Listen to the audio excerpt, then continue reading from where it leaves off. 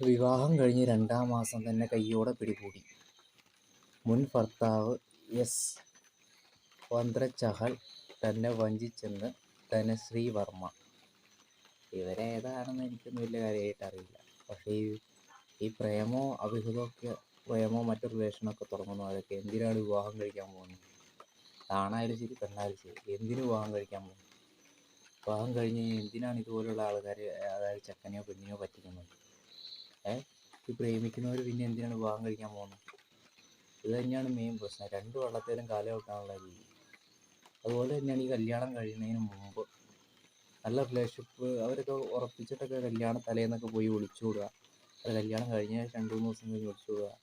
അത് വളരെ വളരെ തെറ്റായിട്ട് ഉള്ള കാര്യം തന്നെ. കാര്യം പറഞ്ഞാൽ പ്രേമം, ഇഷ്ടപ്പെട്ട പുരുഷൻ അല്ലെങ്കിൽ ഇഷ്ടപ്പെട്ട സ്ത്രീ കിട്ടുന്നതൊക്കെ ഒരു ഭാഗ്യം തന്നെയാണ്. എന്ന് വെച്ച് കെട്ടാൻ വന്ന ചെക്കനോ പെണ്ണോ, കെട്ടാൻ പോണ പെണ്ണോ കെട്ടാൻ വന്ന ചെക്കനോ വെറും മരപ്പാവകളോ കഴുതകളോ അല്ല.